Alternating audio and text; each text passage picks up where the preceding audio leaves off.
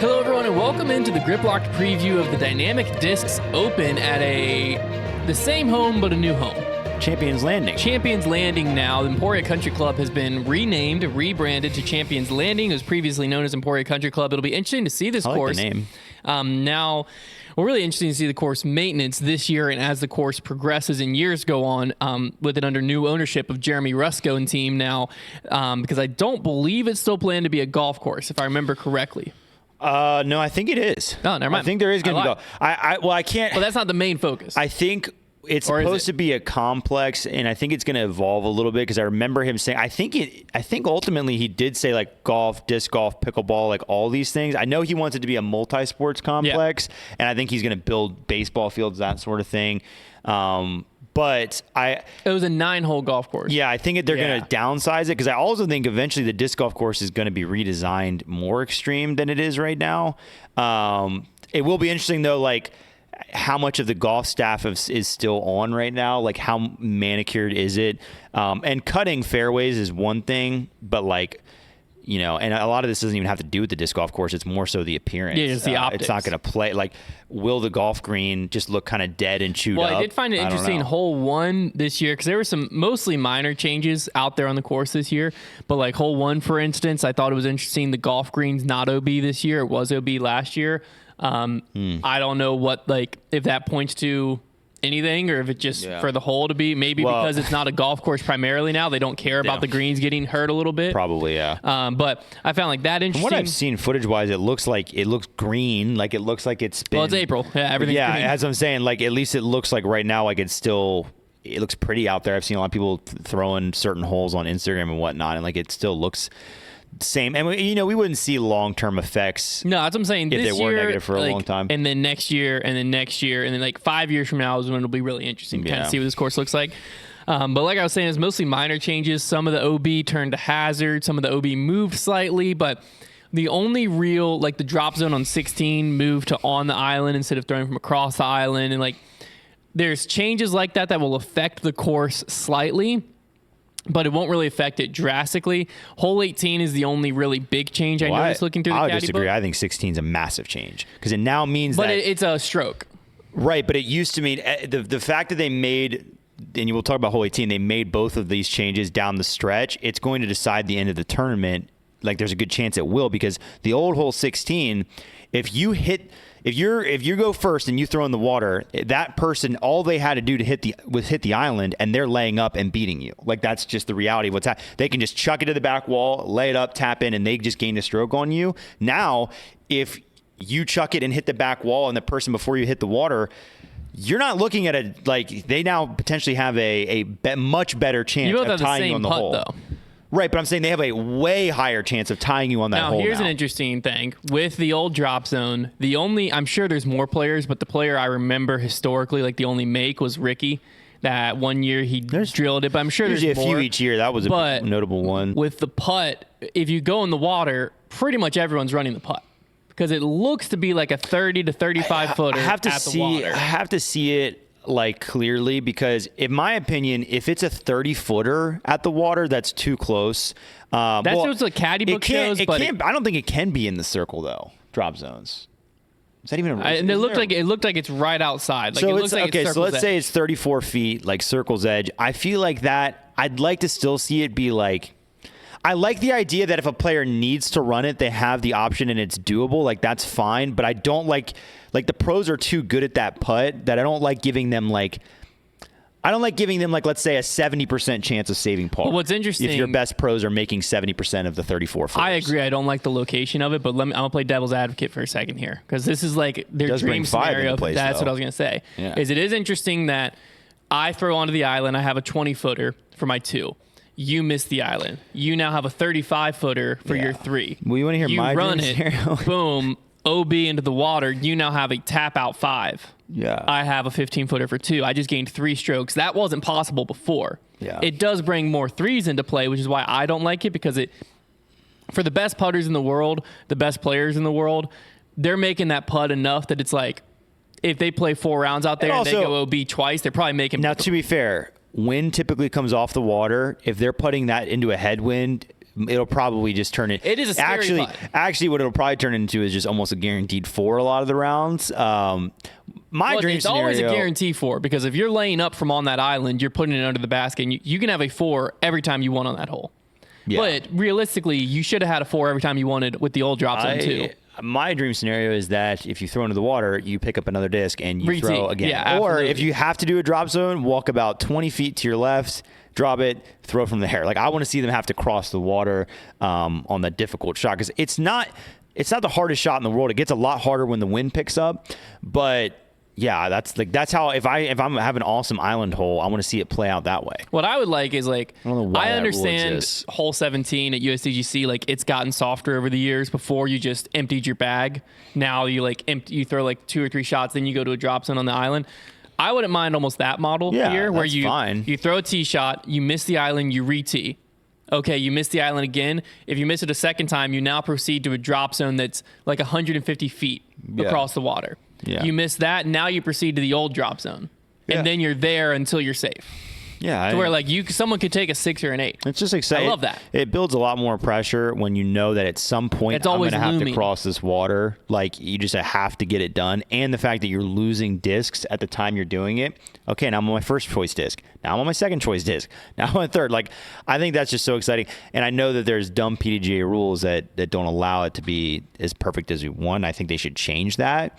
I think that these courses should be able to operate on rules that C tiers don't, and I think that's reasonable.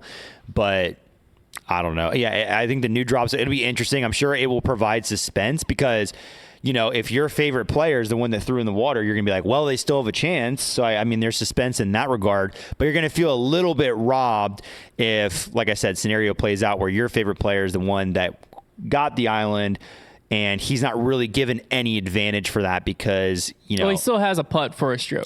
It depends. Well, like I said, it depends on how close this drop zone is. Because if the drop zone is at the furthest point you could get from the basket on the island, I have less issue. If it's not, to where somebody could hit the island and be further than the drop zone, I think that's a big issue.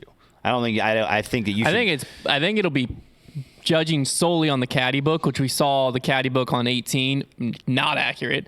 Judging solely on the caddy book, it looks like you could be on the island if you're on like the very fringe and be farther than the drop zone. Yeah, I just don't know. But like it, I would just like to know their reasoning. I'd like to know their reasoning. I think it seems like the only reasoning could be that they wanted people to be able to save their 3 more often.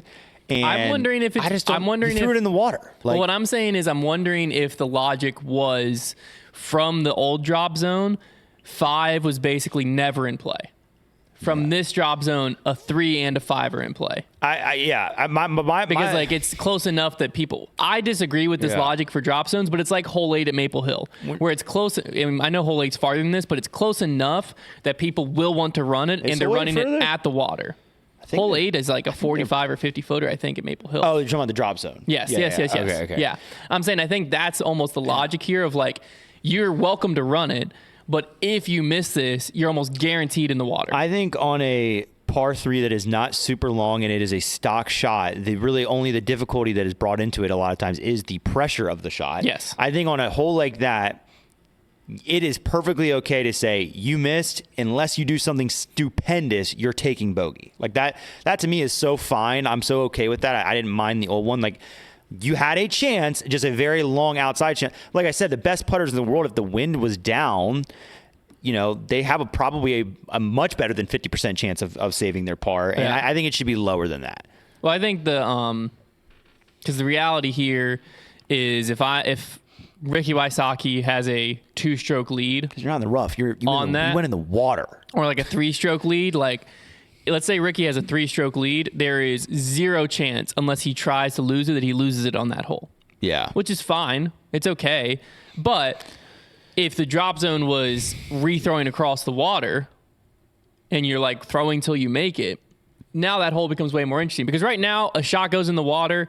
If a player has the strokes to play with, it's just going to be a boring layup, a tap out, and it's done. If a player needs it, it's going to be a somewhat exciting putt, but realistically, they're probably hitting metal.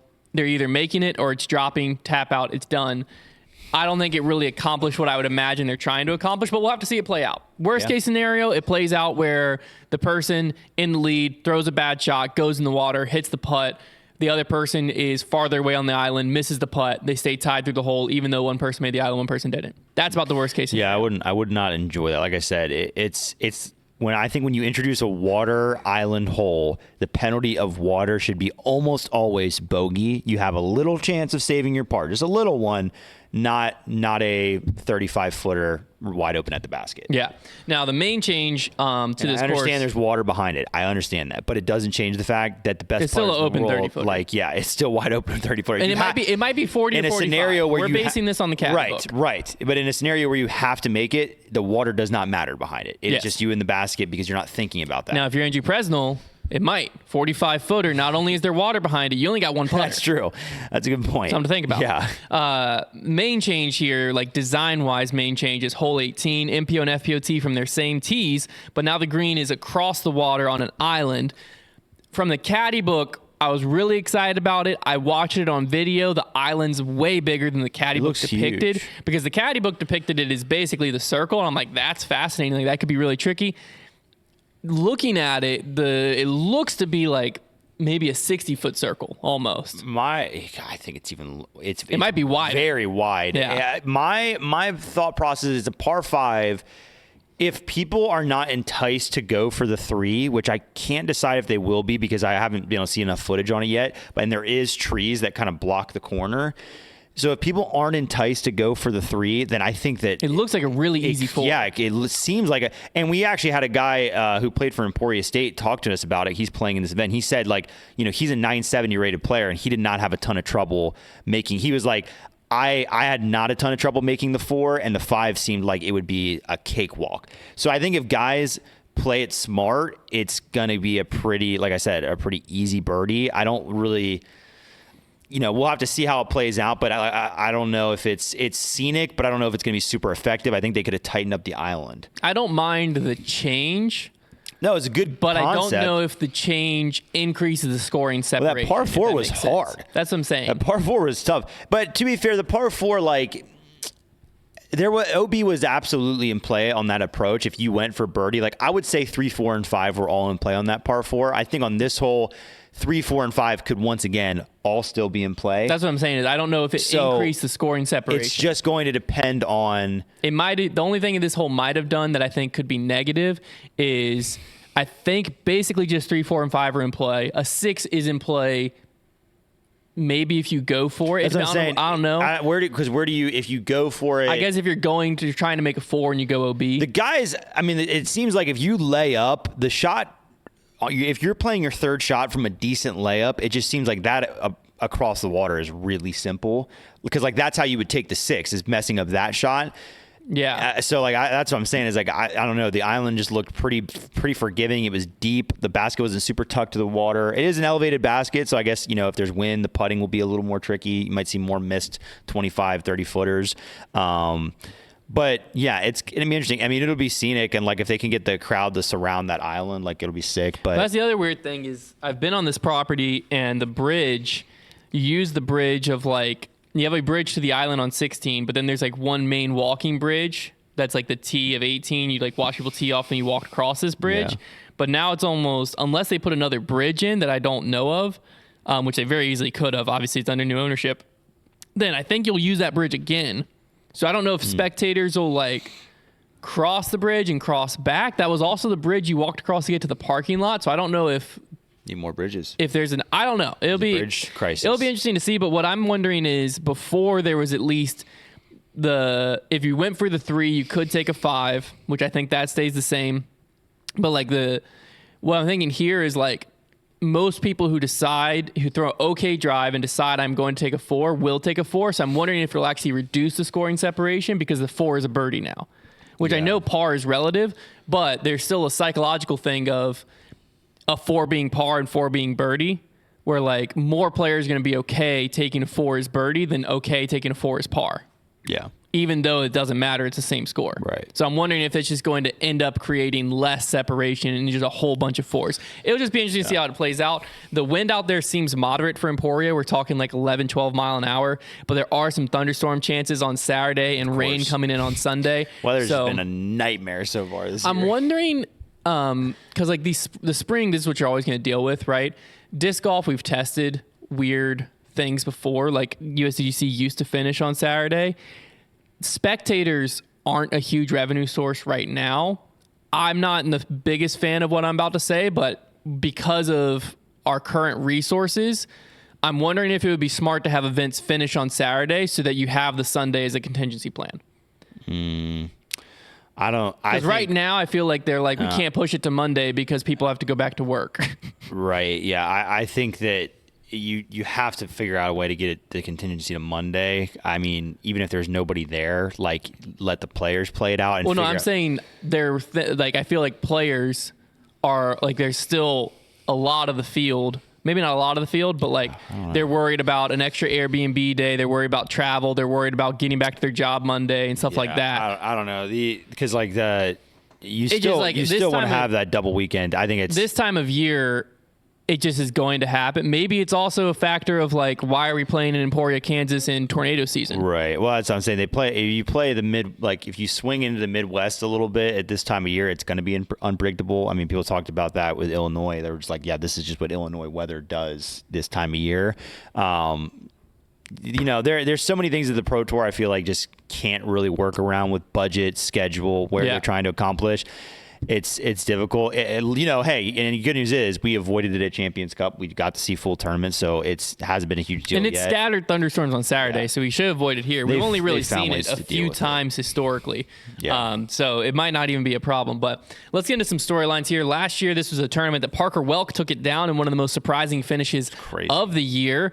Because I was looking back at his season to be like, was there any tells that we missed? No, not really. Like, I mean, he had like a 28 to 50 something, and like that's kind of what we're seeing this year. Mm-hmm. So, what are your thoughts of his chances this year? 0. Ooh. No, I'd give it 1%. Yeah, I'd go like a 0.5% or 1%. You have to. Every player that shows up always has a chance. Not every player. Every touring player that shows up has at least a chance of winning. Yeah, I mean, obviously his game worked out for this course, but like if you watched his game when he was winning this tournament last year, he was hot. Yeah, he was launching putts in. He could do nothing wrong with the disc, and he seemed like he had a very well-rounded game. So it's not like we get to DDO and we're just like, and it's not like the wind wasn't super high last year, so you can't just say like, if the wind picks up, watch out for Parker Welk. He seems like a guy with just a kind of a raw disc golf game, but has a lot of talent to where when he gets hot, he's as good as literally anybody. I mean, he was dueling Calvin Heimberg and beating him out there. So yeah, I think that was his weekend. So he's not going to be a name that surprises me if he bumps up the leaderboard maybe early in the event. He's got the vibes from last year. He knows the course. He knows he's had success out there. He at least knows what the winning game plan is. But like I said, I think the winning game plan was you're going to make a heck of a lot of C2 putts and throw some of the best shots of your life. So that's always difficult to come back to that, be like, okay, I won a close one here and I played the best ever and threw the best shots ever. I have to do it again. Like that's a difficult thing to accomplish. So I mean, I'm definitely not zeroing in on it. No, I agree. Like it's one of those things where he won last year and it was a shock. Bigger shock win. Parker Welk winning that or Presnell winning Champions Cup? Parker Welk winning this, I think. Because Presnell had been around for a little bit. Yeah, I'd agree. He'd had I don't think he'd had a top 10 in a major, but I think he'd come in like 12. Well, he won a silver. He had won a silver event. And again, like there are just aspects of his game that Andrew Presnell is like very, very good at consistently. Yeah. Parker Welk, I don't. He had never won an 8 tier or better. I had never really heard his name till DDO last year, and I don't think I've really heard his name since. Well, I heard him when he got signed by DGA. Yeah, when he left Prodigy. I think I saw him on a leaderboard once this year where I was like, there's Parker. Yeah, that was it. So it'll be interesting. Now, Gannon and AB are still yet to finish outside the top 10 this year, and this course seems to, in your mind, line up well with both of their games. Which one do you think has a better chance at taking home their first DDO title this year? I think AB does. I think he seemed a little more steady to me. I mean, they've both been ridiculously steady this year. Gannon hasn't been threatening as much, and I do think that, I don't know, this course, I feel like I could see Gannon getting frustrated, especially if there's some wind situation. I think, are we putting on veterans? Yes. Gannon's putt on veterans. Enough said. AB takes the dub. Yeah, no, I think I like AB's chances here more as well. I mean, that's all I have to say is like I am picturing this event, and I don't think I could tie more spit outs in my head to any event with Gannon Burr than this event. Like, yeah. He's gonna get 100. No, I definitely. Now it will be the new veterans, I would imagine, which apparently have different chains. They're galvanized instead of stainless. Yeah. So we'll see. I'm not a steel guy enough to really know how much that's going to affect a disc catching, but I've been told it will be better. But I do think this is a course where it's not I think it's a course that is very straightforward, but the wind is what brings a lot of the difficulty. Like I said, the wind is going to be relatively down. It'll still be windy, but it's not going to be like 25 plus mile an hour. There might be gusts. It's very scoreable when the wind's down. That's what I'm saying. So, but I think it's a course that can be frustrating to players because of how scoreable it looks, and then how unscoreable the wind can make it play at times is what makes that frustration happen. And when I'm thinking mental frustration, we've just seen it more out of Gannon than out of AB this year specifically. Yeah. If you go into history, that's not always true. And also, though, if you look at history, AB does have a top 4 finish out here back in 2019. Since then, neither of them have really had great success out here. I mean, but I don't really think. I think both of them have very, very, very solid chances of continuing their top 10 streak out here. Yeah, but I do lean towards AB over Gannon on who's going to finish higher. I like them both in the top 10 regardless, and I think they both like. If I don't take one in the top 3, it's probably because they were 4, and it actually is because they were 4. But yeah, this course can be interesting. They just posted the Pro Tour posted a clip of the Brody forehand. Yeah, brutal. That was skipping in towards the green, and when it skipped, a gust of wind hit it so hard it was on its like second skip. It just blew it in a direction that a disc could never be moved in, and just out of bounds. Like just the most disrespectful. Yeah, like, it was thing. It skipped. Oh my god, and it was fine. And then the second skip, it just bounced up and revealed the bottom of it to the wind a little bit, and the wind just tossed it like 40 feet left. That is the type of stuff that will happen to you, and you'll be like, I will never step foot in the wind again. That was the he year also took third at that event. Yeah, that was the year that I think if you were just shooting close to par, you were winning. I think Ricky won that year with like a few 10 under. It was 10 under. Yeah, it was just crazy. And Drew Gibson, I think, sent the tweet of this isn't even disc golf anymore at this point. And he had some solid points of why don't we have wind delays if the wind gets to this point? That was a whole story. But I think, was that year in April or was that? I think that was in April because I think last year they moved it to June. But the wind doesn't look like it's going to be that crazy this weekend. The funny thing about wind golf is I've always kind of been a guy who's when the wind gets to a certain level, I don't really enjoy playing it that much. But when you embrace it and just kind of get on board with the fact that this is going to be chaos, you can enjoy it just because it's a little silly. The game is different. You're playing a whole different game out there. I always like it because it just nullifies everyone's putt. Well, right. Putting is not a huge part of the game anymore. It's all about angle control and giving the wind as more credit than it even deserves on every shot. I actually kind of it becomes a strategy game. Yeah, it can get kind of fun. Calvin Heimberg has had some success out here on this course, but is also looking for his first DDO title and his first win of the year out here. Is this the one for Calvin? I mean, it's kind of like every event this year where it's going to be yeah, it could be. He's probably going to be around. I imagine he's getting healthier. He didn't have a ton of success at Champions Cup per se. He did all right out there, but obviously he was still seeking that major win and he didn't get it. So at the end of the day, yeah, I don't know. I think that this course should suit a ton of people's game, honestly. I think there is some strategy, but I honestly, the reason Parker Welk was able to win last year is because the wind went down and he got hot. So I think whenever you have a course that favors a hot hand, that's kind of tough for Calvin. Because like I said, the weird thing about Calvin is, how often do we say oh, Calvin had the hot hand? He plays consistently greater than anybody else at most times. But how often do we say, oh my gosh, Calvin was just scorching it for multiple rounds? Yeah. Just he put together a tournament of just perfection. So that's what I'm waiting to see out of him. But I love his odds here, as much as anything. And I just think it would be crazy to get out of the spring part of our season, which we're moving out of now, and Calvin not have a win. So he really feels due. Yeah, well, we're already in May, so it's already been a year since officially a calendar year. The first day of summer is the end of the month, right? Yeah, it's beginning of June, yeah, somewhere in there. We're already over a year since Calvin's last win. What's weird is this course doesn't scream forehand friendly, but forehand players tend to do better out here. If you think back to the Aaron Gossage, Paul McBeth Worlds battle, Parker Welk has a pretty solid forehand. Like you see some forehand players. I'm wondering if it's a lot of like, you need both almost because of the wind a lot of times, and you need to be able to control where you're faced. And we know Calvin is still dealing with that elbow injury, where that's part of, I think, why he didn't do as good as he had hoped at Champions Cup. Is just the elbow scrambling, forehands just aren't really happening. An open course like this, you can get by way better, but it will still be a factor. I think it's more so because it's a different thing when a player has had a forehand and that's taken away than a player who's always only been backhand, to where you just see and you want to throw a forehand and you just know, I can't, I got to go here. That affects confidence. And this may be on your list, but is Eagle hopping back into this event? Or is he not playing? I believe he's taking this event off. I think so. I remember because I would have liked to have seen him here, but I think he's gone. Yeah, I think he is as well. Yeah. I'll confirm that on my phone. Yeah, he comes back at OTB. That's what I thought. Yeah, this would have been an interesting one to see him at, just be able to stretch it out. Well, he historically has had some really good success here, but I don't think this is the one for Calvin. I think this is a really good course for his game. Obviously, I won't be shocked. I put him in my top 3. But I do think someone's going to get hot here, and I do think Calvin will have one round of the 3 where he's not. I think his worst round is probably like 6 under if the hot round's 10.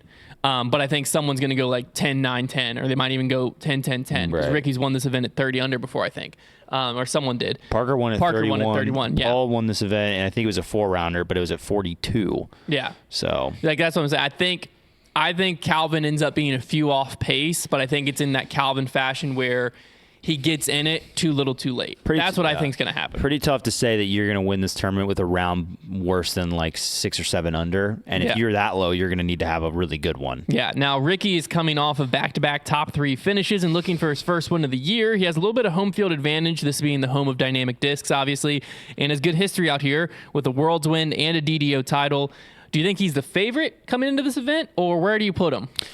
And yeah, you would like to say so, but the problem is Rick just hasn't been completely himself so far this year. I think if he maybe had notched a win or had been in contention a few more times early this season, we would say absolutely yes.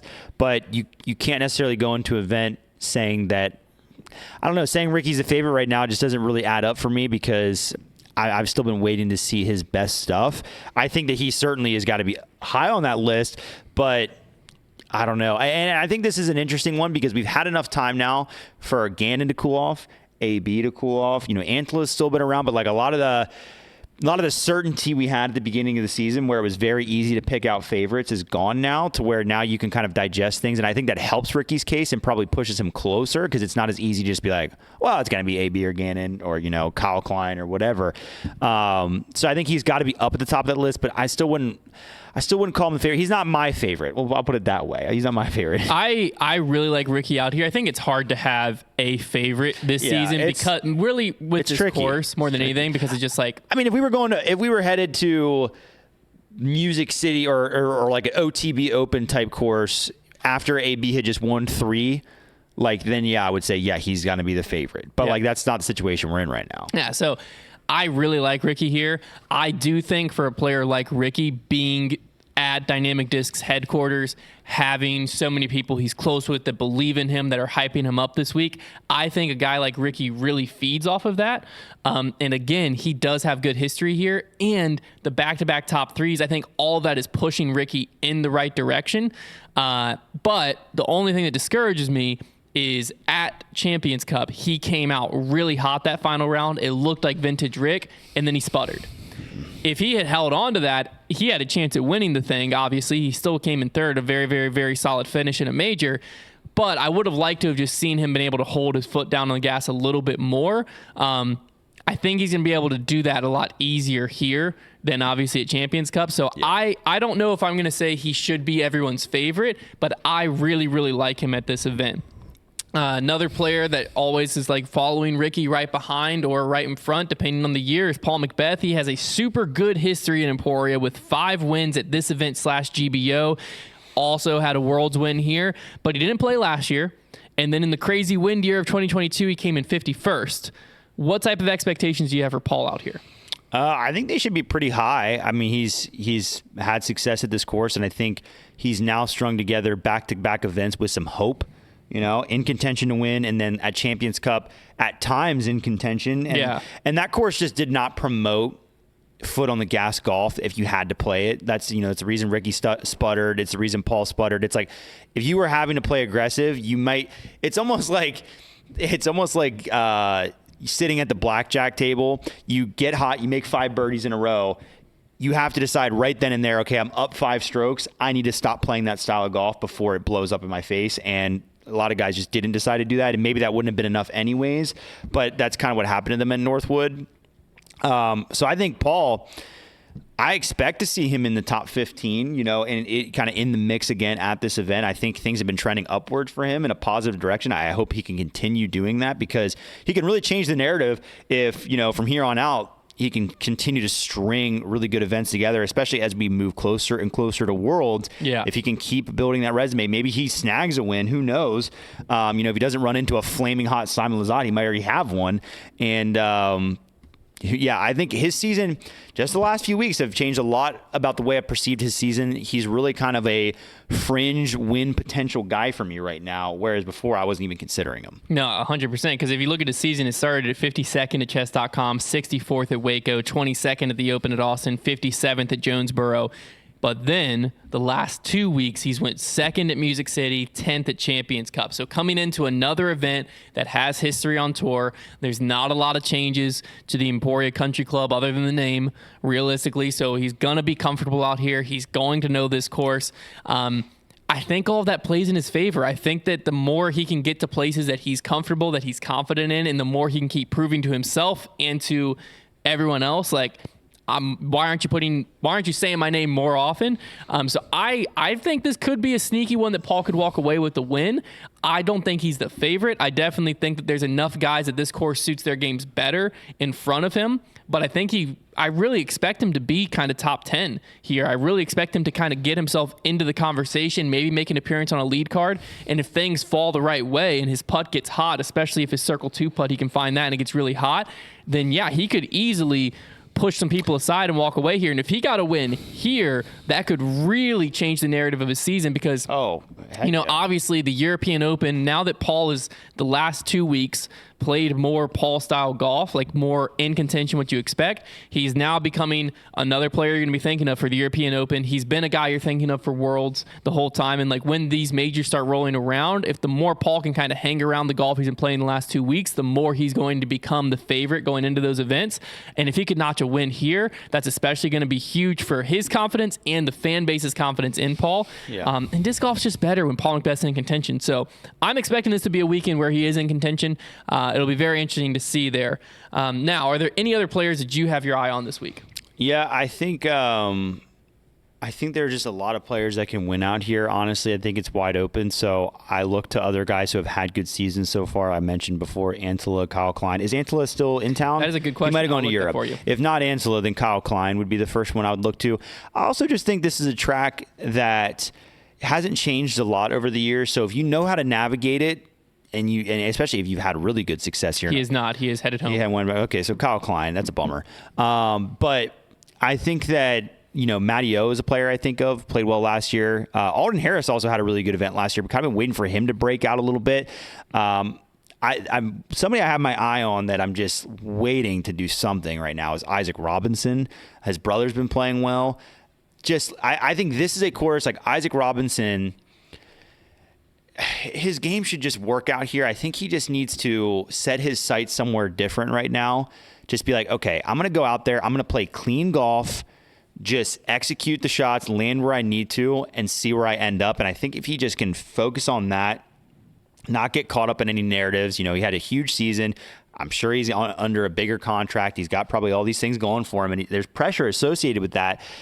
But I think he just needs to go out there and say, okay, I'm going to play my game as clean as I can, and let's just see where we end up. And I feel like if he does that, he can be inside the top 20 comfortably. He's got the talent to do so. So that's a guy I'm just continuing to watch this year to see when he can figure it out. Yeah, 'cause surely at some point he will. Has to. You would think. I mean, my goodness, he was unstoppable. There was, at times last year it was like he could just reach out and put the disc wherever he wanted. Yeah. And you brought up Matty O. He podiumed here last year, and the year before that, he came in 107th with the DNF. But the 2 rounds, that was a crazy wind year, and he was sitting under par through the first 2 rounds. I don't remember if it was an injury or what exactly led to that DNF, but that was interesting. He doesn't have much history before that, though. But the times he has played well. The other player I wanted to mention is Aaron Gossage. We saw him in that battle with Paul at Worlds. He came in 12th place here last year. He's had a overall solid start to this season. He's got himself in contention and then kind of fallen off a little bit, but he hasn't really fallen outside the top 25. So this could be one where he could get himself kind of back in the mix. I think this is actually a somewhat important moment for Aaron Gossage's season because, like I said, he started off really hot. He's kind of fallen out of a lot of minds of people because he's just been hanging around that like top 20 to top 30. If he can get himself back in contention here, it could just be a like, hey, I'm staying around all season type of a thing. Make or break, no, but I do think he's a player that could get in contention here, could get hot, and he could realistically charge for a win if things go the right way. Gossage, you're hoping for that win to pick up because, I think in my mind he's underperformed a little bit this year. He started off pretty well, but it's just kind of been a little quiet on his end. He's been playing solid golf, but I really think that he's one of the better throwers out there. His putt is just... it holds him back a lot, and we see that all the time. Yeah. Now, before we throw it over to Joe for FPO, I want to let you all know that she has stepped into a new role at her job that is taking up a lot more time. She also has some things going on in her personal life that she wants to dedicate more time to, and so she will be stepping away after this show. I want to really thank Joe for all of the work she put into this show. Hopefully, we can work with her again in the future at some point, whether on this show or another one. If you've also enjoyed seeing Joe do the FPO preview for us so far this year, one more time, we have it linked in the description down below where you can check out her personal YouTube channel where I believe she still has plans to upload different rounds and playing stuff like that. And you can also find her other social media through that YouTube channel as well. So thanks again to Joe. And we're going to throw it over to her one more time for the FPO preview. We just had Champions Cup, and now we're actually heading over to Emporia, Kansas to play the Dynamic Discs Open. And we actually have a brand new name for this course. It's called the Champions Landing Course, which is very exciting. A new year and a new name. Last year, we had Haley King and Holland Hanley battling it out on the final round. And there was lots of movement up and down the leaderboard. I know that Ella Hansen was also in the mix and lots of lead changes. So yeah, this round was pretty dramatic and pretty exciting. We ended up having Holland Hanley actually ended up securing an eagle to force a playoff on the final hole on hole 18, which is just nuts. So definitely high stakes going on here. And Haley King ended up getting a birdie on the 18th hole. So yes, they had a playoff. They started at hole 16, which was the first playoff hole. And now in the beginning of the round, like during the actual round, when they got to hole 16, we had Holland Hanley actually card a bogey and Haley ended up carding the birdie. So already there's a 2-stroke swing. Haley threw first. She ended up sticking the island, and then Holland threw just barely missing the island. She hit the island's edge and then trickled down into the water, and she went over to try and make a drop zone putt. And she unfortunately did not make the putt, and Haley ended up cashing her putt to secure her win. Haley finished at -19 and Holland finished at -19 also because they were tied. And then we had Ella Hansen coming in 1 stroke behind them at -18. So there could have been a 3-way tie to force a playoff, which is just crazy to me. I actually think all 3 of these players have such a good shot at taking down this event again. And I know that Missy Gannon was also on that lead card on the final day as well. She also has a very good chance. We have quite a few players that are missing from this event. We have no Paige Pierce, no Sarah Hokum because she just actually had ankle surgery, so she's recovering, and we're sending our good wishes to her. We have no Kristen Tatar, and quite a few other Europeans are headed back to Europe right now. So that would be like Evelina, Henna, Silva Sarnen. I believe Rachel Turton is probably headed back. Yeah, Heidi Lenya is probably headed back. Luca Lorenzen. All these players are probably headed back to Europe because we actually have Copenhagen Open coming up soon, which is a part of the Disc Golf Pro Tour in Europe. So that's exciting. Champions Landing looks pretty similar to last year as far as I'm concerned. Maybe a couple hole switch ups.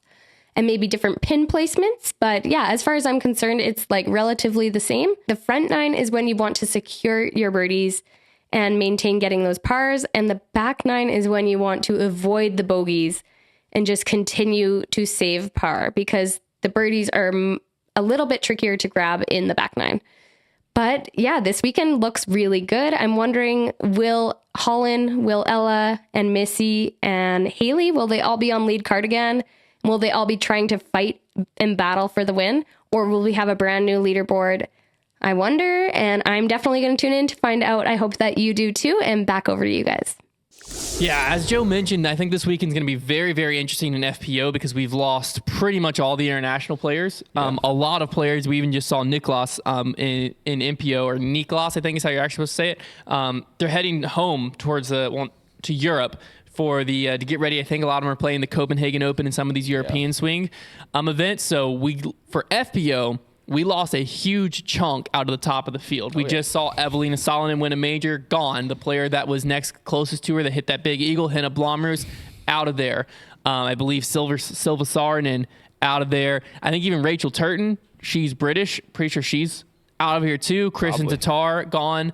I like Lorenzen, like all these players that made up a really big chunk of our top 10, top 15 FPO players are missing, which leaves the FPO field kind of wide open right now. There is still some consistent threats here with Missy Gannon and Owen Scoggins top of the mind coming into this event. What are your thoughts on their games with this course? I think their games apply to every course. I'm just going to put that out there. But I do think that they are going to have their hands full because when you mention all those players gone, the rest of the field is going to be hungry. It's going to be, there are so few. I mean, stepping in and having to be, Owen and Missy have been great. And there's a few other Americans that have been great. But like stepping into an event knowing, okay, today I don't have to beat Henna, Evelina, or Kristen. That is a huge, there's 3 spots. I'm finishing higher in this tournament, basically. Yeah. So I really think that there's going to be a lot of players who are very, very motivated at this event, and we could see some surprises for sure. Yeah. I think so. Well, I think Missy and Owen's game, like you said, applies to a lot of courses. I don't think this is a course that they're specialized in. I don't think either of their games is this is the best, but they're the most consistent. Yeah. So will they be at the top? Yeah. Will one of the two of them most likely win? Probably. But last year, this was the battle with a playoff between Holland Hanley and Haley King. Yeah. Are we expecting both of them in contention again this year? Haley, no. Haley's had a lot of struggles this year so far, just haven't quite seen it. And it's been disappointing because I think she made a step forward last year, and so far it's been a step back. Holland, absolutely. I think Holland's been playing solid golf this season, and I think this course will suit her game quite nicely. I expect pretty big things from Holland. Yeah, I'm going to be honest with you. I think Holland Hanley's a player to beat this weekend. I would agree. I think this course lines up with her. I think she's going to have confidence from last year. I think she's been having a pretty solid season, and I think that she's going to be able to go toe-to-toe with Missy and Owen this weekend. Another player that could be brought in is Ella Hansen, but kind of been disappointed by Ella so far this year, so it'll be interesting to see what happens in FPO. But it should be a very, very exciting FPO tournament, I think, because like I said, a lot of the players that are in contention week in and week out are gone, which means this thing just got into even more of a dogfight. Little points update as we head into predictions. Trevor has opened up a pretty big lead on me, being able to pick Owen Scoggins in second correctly and Ricky Wysocki in third correctly at a major. Earns you a lot of points. Just barely, I also updated the point I owed you from the bet as well. Nice, so Trevor is now at 51 points. I'm at 38, 13 points behind him. Luckily, we got 3 more majors. So I have plenty of time to make this up, but I need to start making some headway. Yeah, we haven't seen it yet, but there is realistically a chance where somebody could just go ballistic and get we could be. Well, you had 2 players got 12 you points. You could see somebody get 25 points in a major. Well, 4. Yeah, if you get 4 of the top 6 right, that's 24 points alone right there. Add in the dark, you could easily get over 30 points in a major. You could go crazy. It ain't over till it's over, but this isn't a major, so we're just dealing with normal points here. I'll kick it off with my MPO picks. I do think this is the weekend for Ricky Wysocki. How many times have I said that this year? I don't know. But I think that's 3 in a row. But give me Ricky taking it down. I like Anthony Barella in second, and I'm putting Calvin Heimberg in third. I'm not putting Gannon Berg just because I think between the baskets and the wind, I think he's gonna be top 5. This is a fun but one. I just don't know. This is a fun one because we have the same 3. I flip-flopped Calvin and Rick. I've got Calvin in first, AB second, Ricky third. There you go. So I'm similar imagining mindset FBO there. we're gonna be pretty similar too. Ready? On the count of 3, we'll say all 3 from first to third. Okay. 1, 2, 3. Holland, Missy, Missy. own. Oh, okay. So we flipped the middle there. We're crazy. Yeah, we went a little crazy there. So we both have Holland winning. Switching Owen and Missy for me last week paid off. It did. Now, dark horse, who you got? I took Adam Hammes because he slipped out of the top 30 in the PDGA World Rankings, which is our criteria. He's in 31st now. And his season hasn't been awful. It's just been quiet. But if anything I know about Adam Hammes is, first of all, he's probably not going to do anything crazy bad. Like, he probably will still take top 30, but he could just come out of nowhere and win. Yeah, I'm going with Kevin Jones here. I like that pick. I looked at him 2. historically at this course, and he just does kind of solid. I think his best finish might be 20th this year. So what I'm 20th. hoping for is a top 15 graphic to be on his there Instagram we after go. this weekend. I think if he does that for me, it'll be enough to bring me home some points for the dark horse pick. But get out there this weekend, watch some disc golf with the Dynamic Disc Open going down. Should be electric, and we'll be back Monday to wrap it all up for you on Grip Locked.